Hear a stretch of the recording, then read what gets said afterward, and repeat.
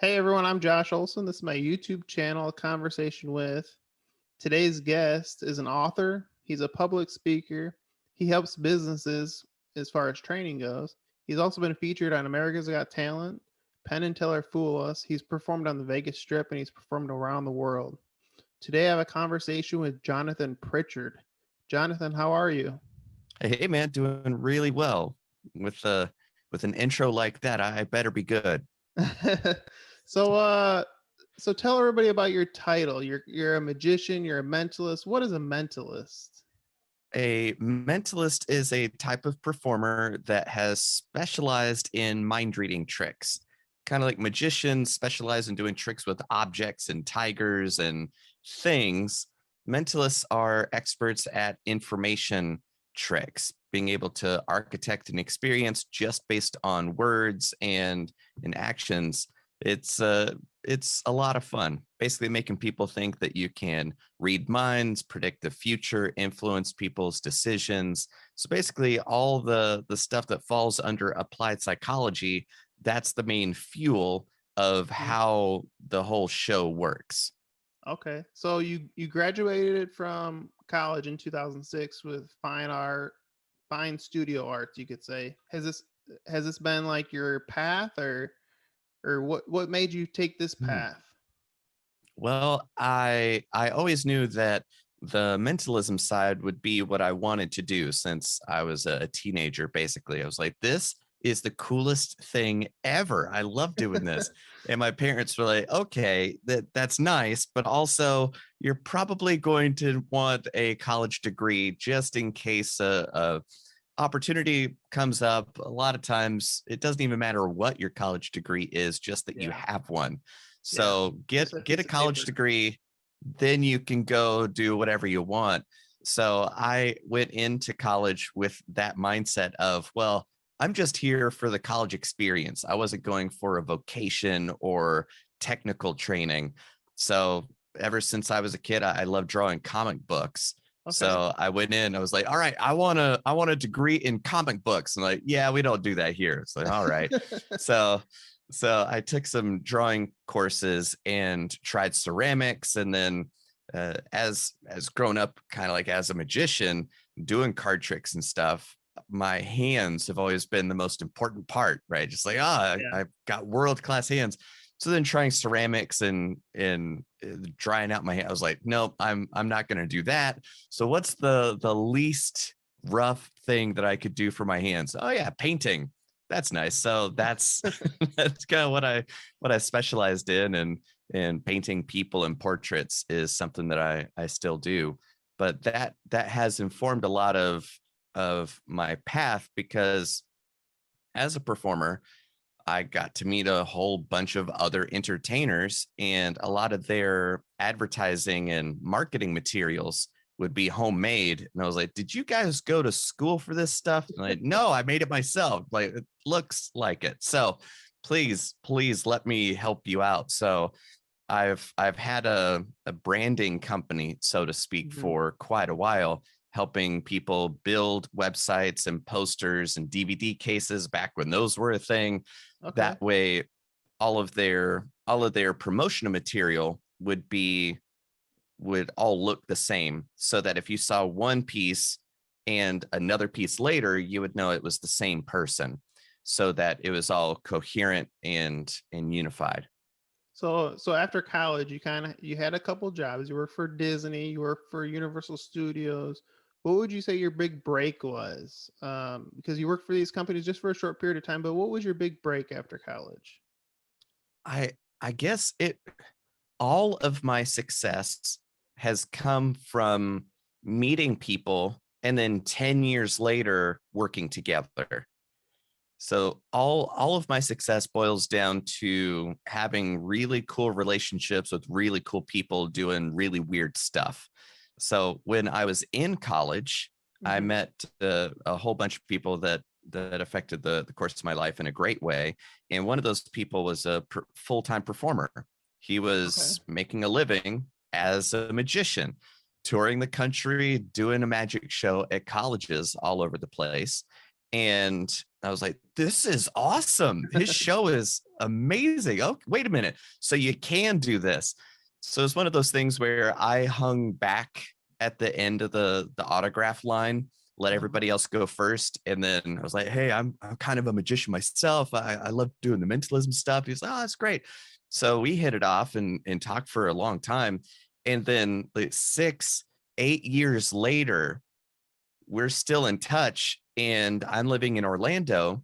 Mm-hmm. He gets booked as a featured entertainer at Halloween Horror Nights at Universal Studios. All right. And since I was already there, he was like, wait a minute, if I have a tour manager that already lives in Orlando, when I'm there for 2 months, I won't have to pay for a hotel for 2 months. And that'll save me so much money. And he was like, I know Jonathan. Jonathan's in Orlando. So he asked me, he's like, hey, do you want to be my tour manager for this whole year? And we'll just hang out in Orlando for those 2 months and you'll be home. It's like, yeah, you got it. It wasn't good pay at all, but I made it part of the deal. I was like, listen, man, I'm going to ask you every single question I can think of. Nothing is off limits. I'm going to learn everything about how you do things. And he was like, yeah, sure. Sounds good.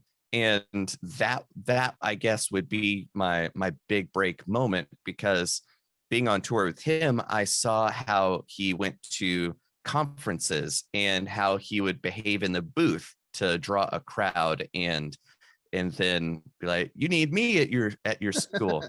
And here, more than 10 years later, I'm still doing college shows myself. Like later this week, I'm doing my first in-person show in 13 months, and it will be at a college. That's awesome. So yeah, it was really cool. And it all boils down to finding cool people and staying in touch. And then half a decade later, they go, hey, you want to work on this cool project? You're like, yep, sure do.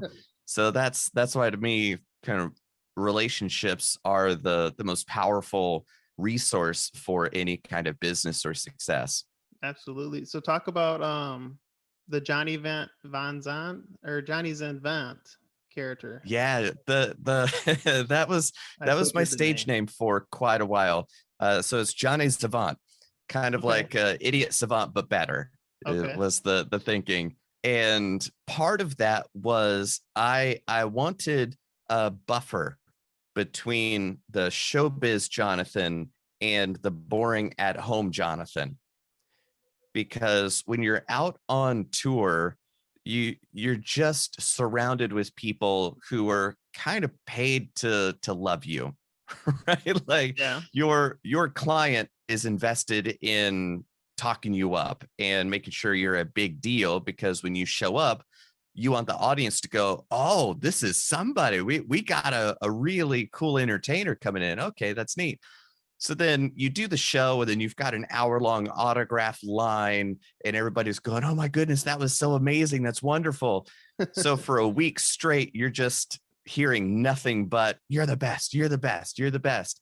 Then you come home and, hey, take out the garbage. You got you got chores to do. And you're like, don't you know who I am? I'm Johnny Savant.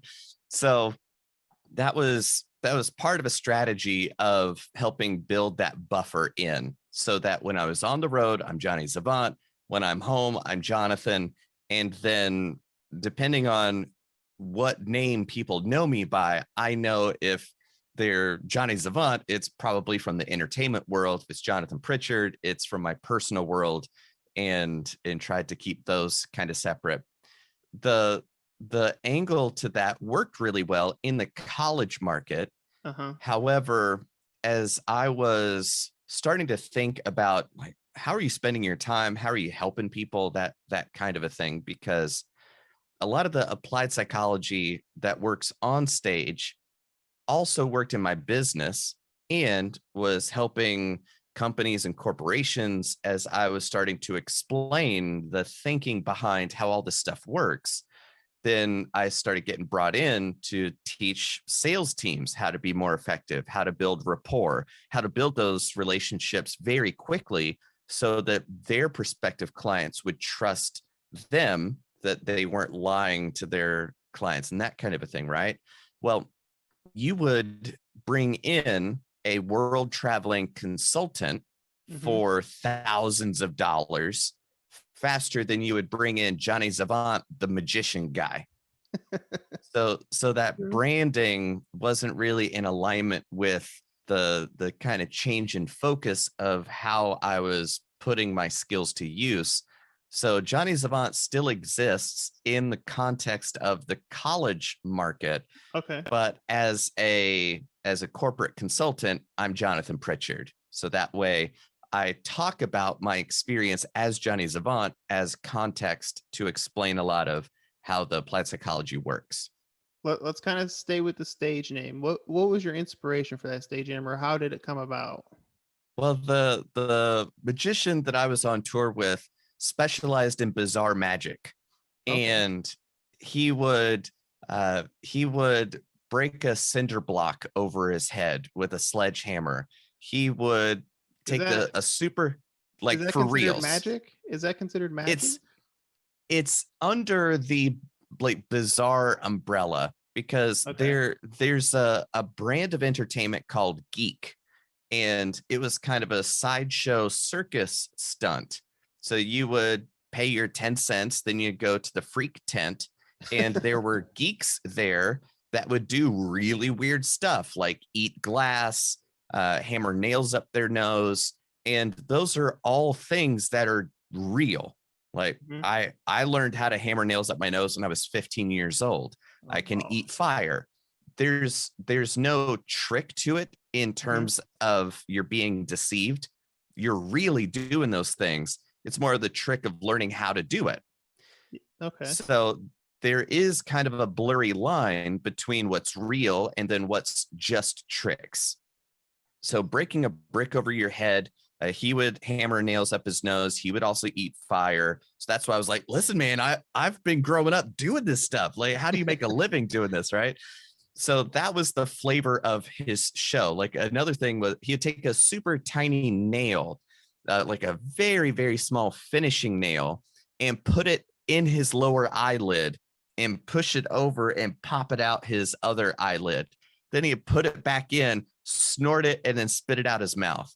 Right. Like that was that was the show. Right.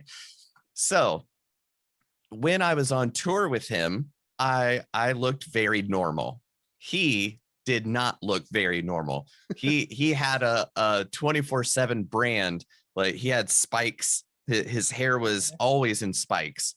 So he just looked like a rock star.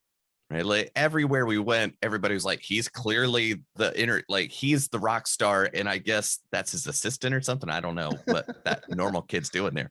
Right. So then we would go to venues, and of course he rolls up and everybody goes, yep, you're the entertainer for tonight. You look exactly like what I would expect the entertainer would look like. And who are you? Jonathan. Okay. But then people would think that I wasn't with the show. So I would go out to the car to get something and come back, and they're like, sorry, this is for performers only. Oh And wow. I was like, I'm with the show. And they're like, yeah, right. Nice try. Right? You're as bland gets. So part of being with the show was one night at Halloween Horror Nights. We were he was really into live streaming and recording everything, and very, very media savvy. So one thing we did was he cut my hair into a mohawk. Because I was Oh. just like, I'm tired of not looking like I'm part of the show. So he's like, we could give you a mohawk. I was like, let's do it.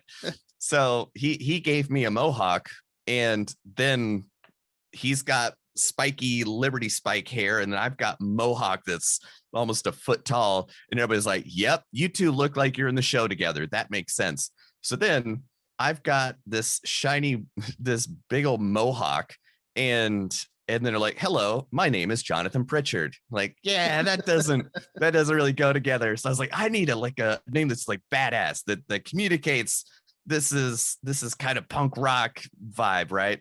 So I was thinking, well, mentalism and mind reading, it'd be like a punk rock mind reader.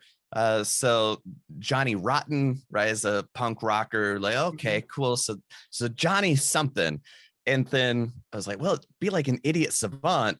And then I was like, oh, but what if it's like savant, but with a Z? So it'd be like savant.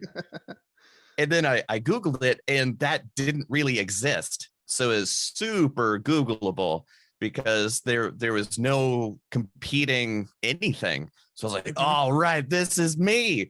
So I set up the URL and set up the website and just owned that name. So yeah, Johnny Savant, that's how it came to be, was lots of lots of drinking on the road and just talking about it over a course of a couple of weeks, and then just landed on Johnny Savant. Oh yeah, that sounds cool. Like Jonathan Pritchard sounds like a factory worker that you'd yell at, like Pritchard. And Johnny Savant just was too cool, right? Just like, oh, Johnny Savant, yeah, that sounds like a kick-ass performer name. So let's go with that. And it's stuck. So you were on tour with this guy. Was he the one teaching you this kind of stuff, like hammering nails up your nose and stuff like that? Did you learn from him, or did you learn on your own? No, like I learned how to juggle fire when I was 13 years old. And when I was 15, I learned how to hammer nails up my nose. That's a demonstration called the human blockhead. So when I was 15, I was already a human blockhead. And I grew up practicing magic tricks and then specialized and just got more and more interested in the mind reading tricks, even though I had these circus stunt kind of geek skills already. That's why when I saw his show, I was like, he's hammering nails up his nose. He's eating fire. Oh, okay. He's doing all the things I know how to do, but it's the fact that he's making a living doing it that I don't know how to do. So it was a lot more about the business side of how to make a business out of what I was, the skill set I already had. And he already had a lot of time under his belt as a public speaker, as a performer. And I'd already had a lot of time as a street performer. When I was a teenager, I would go do shows on the sidewalk. These are people that are like walking, doing something else with their life. But then here's the 16, 18-year-old kid that's juggling knives. And you're like, what's that all about? So stopping them in their tracks, and then people would kind of be watching from 30 feet away, be like, yeah, don't be shy. Come on over. We're about to start a show. And they're like, a show on the sidewalk? What are you talking about? So I got really good at building an audience, a big crowd that has zero investment in staying there. They didn't buy a ticket. They're not $30 invested in making sure this goes well. They're late for a meeting, but you have to be so interesting to build that crowd and hold their attention for the 10, 15 minutes that it would take to entertain them. Then you go, that's my show, everybody. This is what I do for a living. So if you would, instead of clapping, you can fold your dollars and put them in this hat. So you pass the hat, and that's how I made party money. Well, turns out, decade later, I do that at trade shows for companies, because at a trade show, you've got people walking around, walking down the aisle, and then it's my job for my clients to stop them in their tracks, build a big audience, then entertain them while delivering my clients' marketing messages to pre-qualify their ideal opportunities, then hand those people off to the sales team. So it's just a big machine of get attention, build the crowd. Once it's big enough, entertain them in a way that they clearly understand what this company is all about, and then go, that's exactly what I was looking for. So now I'm pre-qualifying 3-4 times as many people in the same time frame as the sales team would of having one-off conversations. And oh yeah, I do that twice an hour, right? So those things that I was doing when I was 16 years old, 20 years later, is an awesome business for world-class companies. So these are all skills that I had from very early, but it was learning how to turn it into a business that was the most valuable part of my relationships with performers and entertainers. And you talk about street performing. Where did you?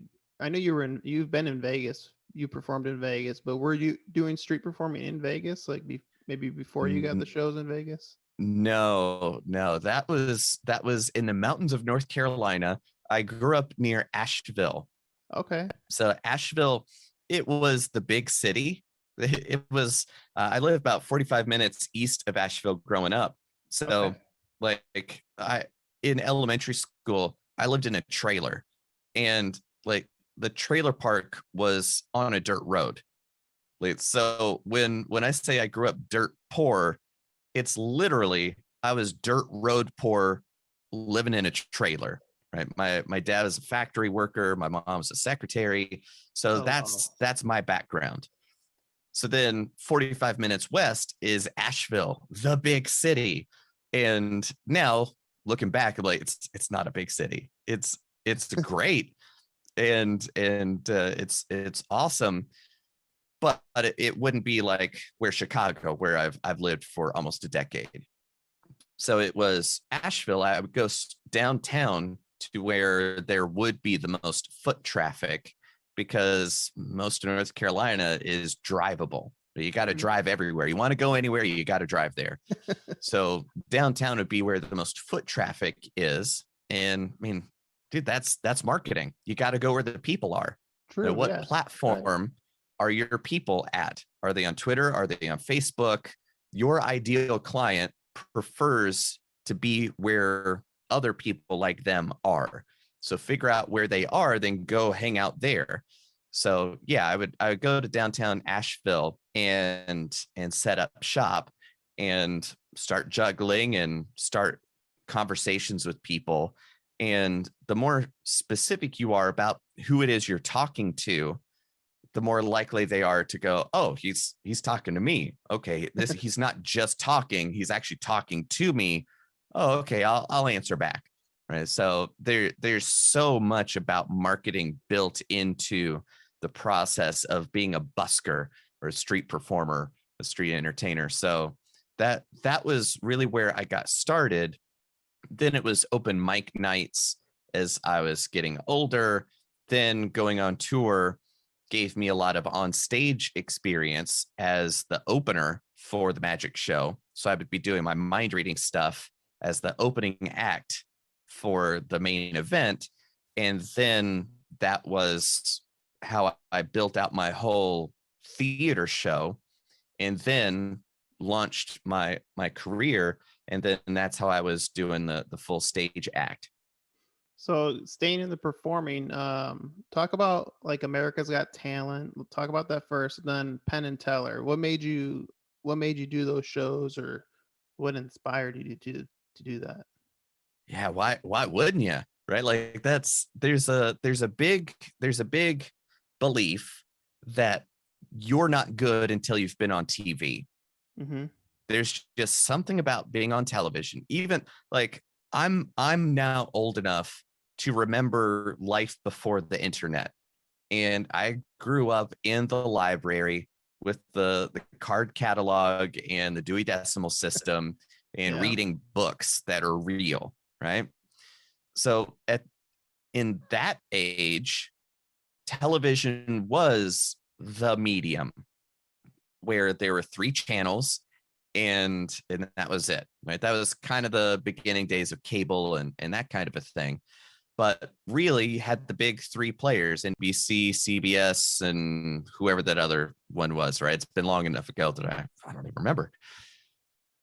So if you made it onto TV, you were set, right? Because you're like, oh, wow, the media gods have blessed this person as worthy of my fandom, right? But then with the internet and how all entertainment has splintered into ultra specific niches, and now it's like, when was the last time you watched broadcast television? Probably in the doctor's office, maybe, right? So that's true. So traditional TV doesn't really exist as the stamp of approval that it used to, but it's still that belief of, well, have you been on TV yet? Oh, you haven't. So I guess you can't be really good. That's what they're thinking in the back of their head is, well, you would have been on TV if you were good. So then if you went out for America's Got Talent and America's Got Talent said, oh, yes, you are worth being on the show, that's shorthand for most people to go, oh, I guess he's actually good. So it's kind of a rite of passage as a performer to go out for national TV. And then if you do get on national TV, that's a really big trophy on the shelf and legitimizer as, oh, okay, he's got it, right? So that's kind of the motivation behind it is, well, you have to. If you want to be a performer with credentials, it's not like you go to master's school for mentalism. So you've got to find other ways to legitimize yourself. And the clients you work with, the media you've been on, oh, he's been on the news, he's been on national TV. Okay, he's toured internationally. Those are all the mental check boxes that a prospective client has of, well, my uncle grew up doing magic tricks and I hated him and the tricks he did. So therefore I hate magic tricks, right? Like that would be their default setting of nobody likes a magician. They're goobers, right? Oh, but this guy, he's an internationally touring entertainer. Oh, that's much different, right? So it's just part of figuring out the right way to present what you do to the world. So which show did you enjoy more, America's Got Talent or Penn and Teller? I'm not going to kiss and tell, but I will say Penn and Teller absolutely 100% better, more respectful. It was a much better experience. It was awesome. Loved it. If I had to go through it again, absolutely Penn and Teller, hands down. In my sleep, I would tell you the exact same thing. and that's in Vegas, right?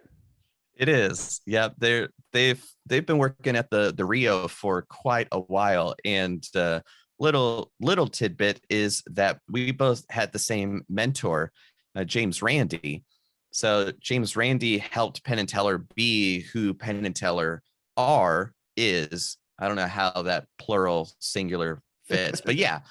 So Randy was a huge part of my formative years. And I worked with Randy for about 13, 14 years in a capacity for his $1 Million Paranormal Challenge.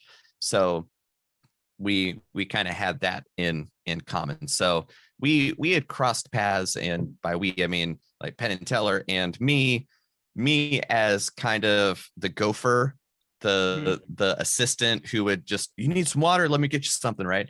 So I helped because Randy would host a science conference every year in Vegas. So I helped run that science conference for 14 years in a row. Oh, wow. And then Randy would be in Vegas, and then I would just follow him around like a lost puppy. And then all the big time names in magic, Randy was just a giant in that world.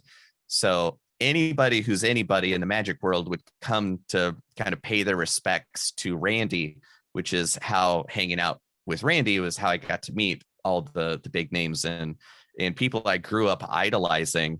That's how I got to meet a lot of my childhood heroes. So what made you, I know you're still performing, but what made you transition kind of into like coaching for small businesses?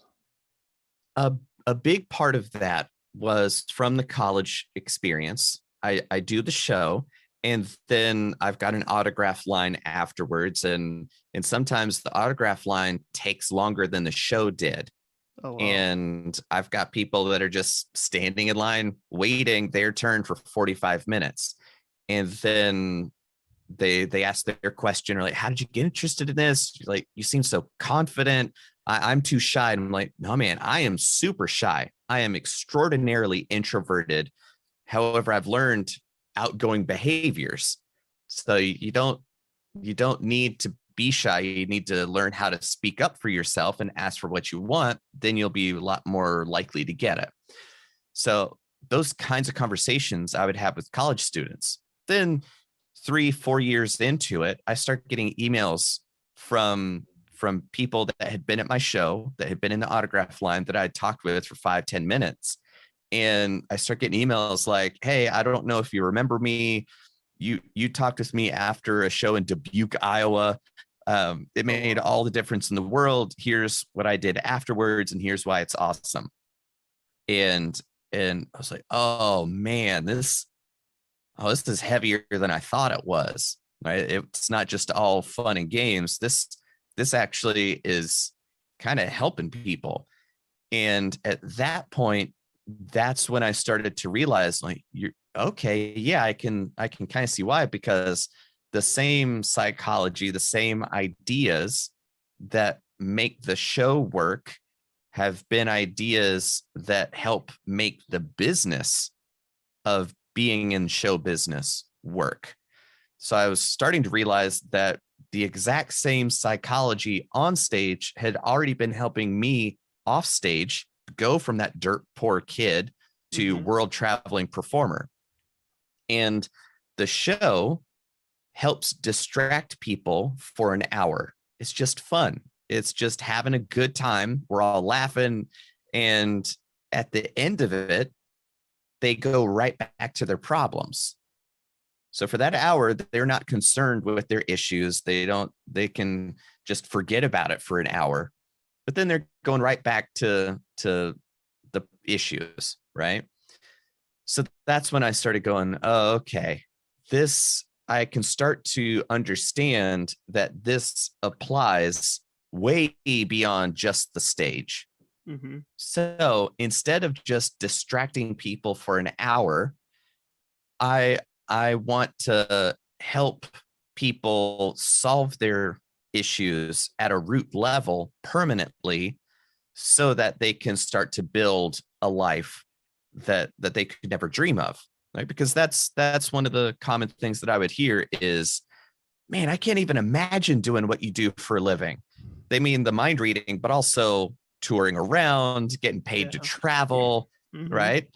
So I started to realize, okay, my experience is valuable because it's so unique. Not many people have the same mentors and friends and experience that I've had.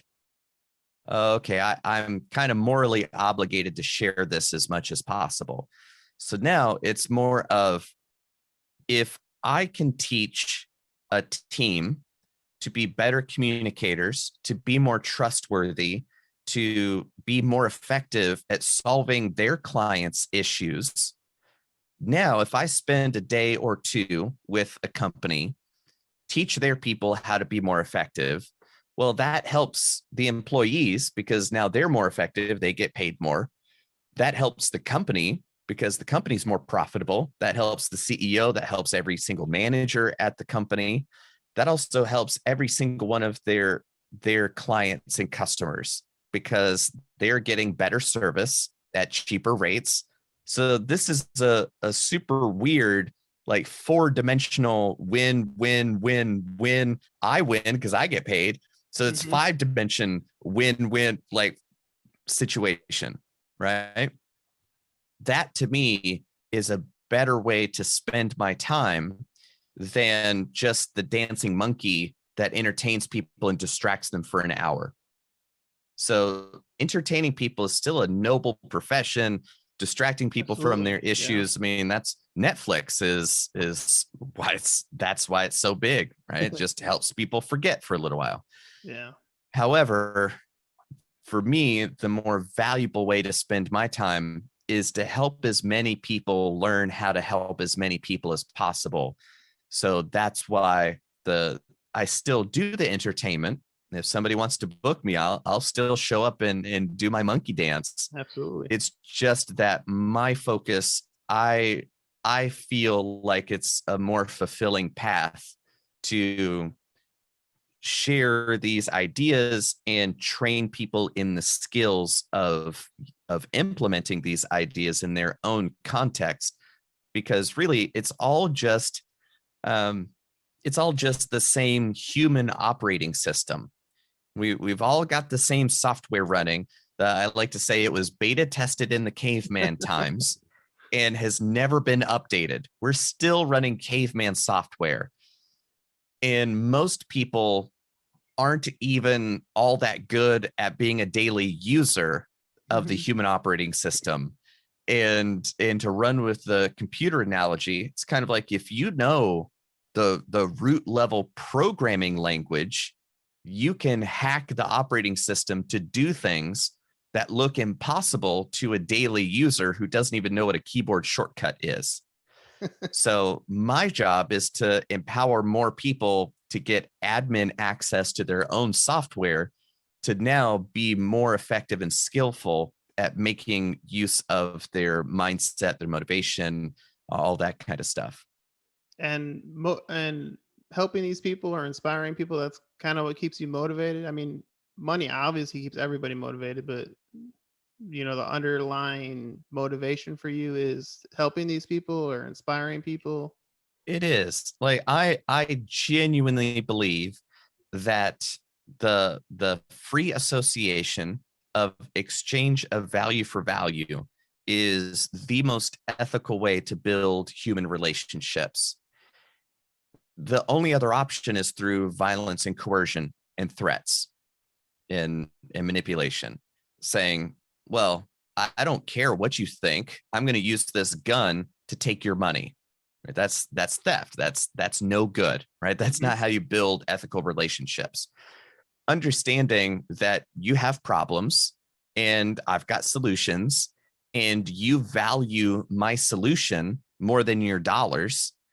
We now have, after voluntary exchange, we now both have more value afterwards than before the voluntary exchange, right? So even think of it in terms of a restaurant. I value the food they're making more than I value my dollars, and they value my dollars more than the food that they're making. So to me, that food is worth more than these $5. To them, my $5 is worth more than the food that they're making. So when I exchange my $5 for their food, we now both have created more value in the world. So the exchange of value for value is magic. And like that's how more value is created in the world. That's where more wealth comes from, right? So teaching people more and more ethical ways to solve bigger and bigger problems creates more value in the world. So that's why, to me, business has the potential to be the most ethical form of relationship that you can build. Because if you create an offering to the market and the market doesn't want it, well, now your only other option is to threaten them with violence. You better take this or else, right? So voluntary relationships, double opt-in, consent-based relationships, that's what business is. That's what the free market is, right? So anything that's not that, to me, is fundamentally immoral. That's it. So helping people who genuinely do make the world a better place, right? Like entrepreneurs, tech entrepreneurs specifically, come up with these amazing pieces of software that save untold thousands of human hours of repetitive actions, right? So they're completely revolutionizing what you could accomplish in less time. But they're such nerds that they can't communicate in human terms. Why in the world I would care about this new thing? Right? Like, I've got my systems. I already know how to do this. I don't care about that feature. I don't care that you love it. Like, this has zero to do with me. I don't understand it. So helping those tech entrepreneurs communicate the value of what it is they've just created is a really good way of helping the world be a better place, because that helps the tech entrepreneur, that helps their company succeed, because now they can hire more people. Okay, those employees can now feed a family because they're doing a good job at this company that the market can now understand why it's so valuable. That's all communication skills. That's all applied psychology. That's all relationship building. It's all human relationships. That's all it is. Man, Jonathan, you're so interesting to talk to. I could talk to you all day, but I know you have lots of stuff to do. So I just have a couple more questions or fun questions, and then you can get out of here. Um, what's all this have to do with Kung Fu? All of it is Kung Fu. there, there, there's no difference between everything I've been talking about and what Kung Fu is. Kung Fu is a human technology to build personal integrity. And think about all the parts of your life that are disintegrated.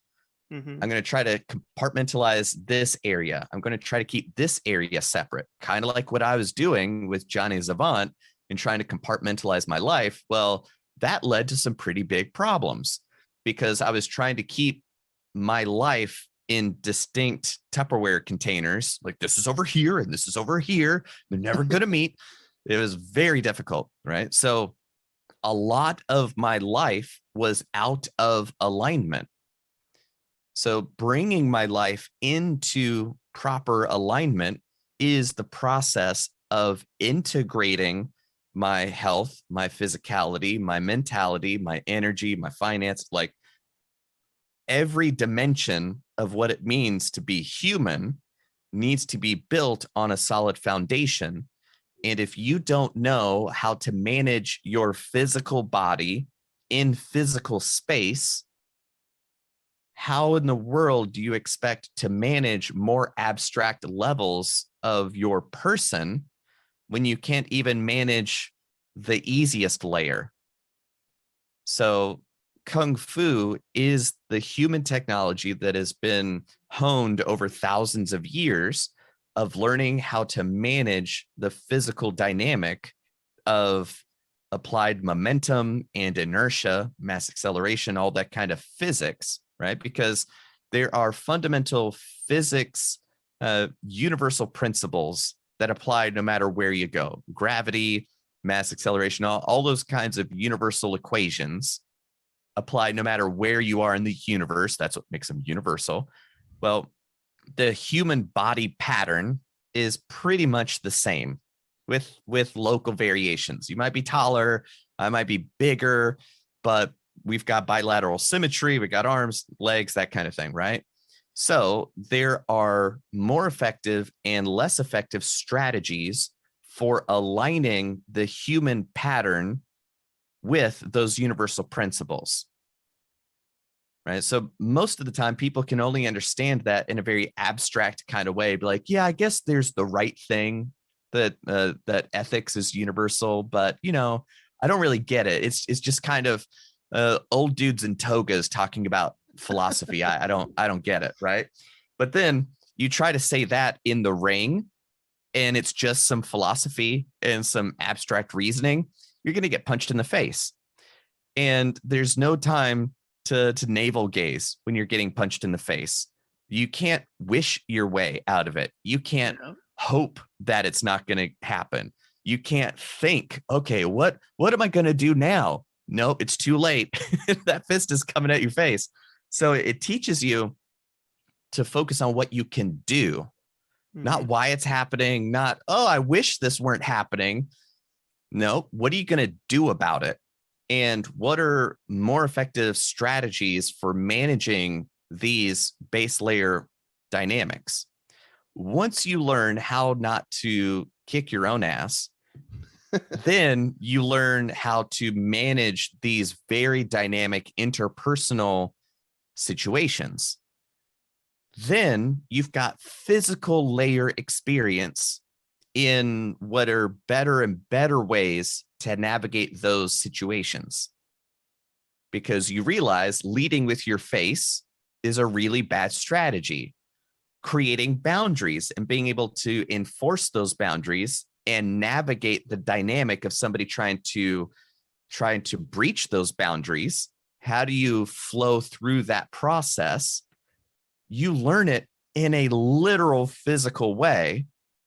Once you've got that under your belt, you now start to see, oh, that's also happening at an emotional level too. I have zero emotional boundaries. I let my emotions run the show. And I don't care how angry I get. The more angry I get, the more I get punched in the face. So maybe learning to manage my emotions would be a useful skill to have. Okay, so you learn to manage your emotions. Then you learn to manage your thinking. Then you learn to manage your kind of the most abstract is your energy, which is just a shorthand way of saying all of those levels at their most abstract way of being. You learn to manage it through managing base physical layer. So Kung Fu is the technology of developing effective strategies at managing all of those levels at a higher and higher level of skill. Wow, that's super interesting. I just got one more question for you. Yeah. If you weren't doing what you're doing now, what's another profession that you would do or you've wanted to do? Helicopter pilot. That was one of the only things that I was interested in as a kid that I haven't been doing, right? Because I've kept up with the painting. I still paint. I paint on an iPad, and then I create NFTs out of it. So I've been doing crypto painting for years already. So like in the past couple of months, and NFTs have gotten big. I was like, yeah, I've been doing that for 2 years already, with a virtual reality art gallery that you could walk around and see my art. So I'm already doing that. I've been teaching Kung Fu for a couple of years, so I love doing that. Performer, consultant, author. Yeah, I'm doing everything that I've ever dreamt of doing except helicopter pilot. That would be the the one thing that I haven't spent the time to build out. But yeah, that would be it. Man, Jonathan, thank you so much for the time. I really appreciate it. My pleasure. And you definitely did your homework. You did your research. That was super delightful. Thank you for Thank you putting in so a lot of time on the front end. Thank you so much for your time. I appreciate it. Have a good rest of your day. You got it. Thanks. Hey everyone, thank you for watching. Did you enjoy this conversation? Let me know in the comment section below. Don't forget to hit the subscribe button below to be notified of all my conversations. See you again soon.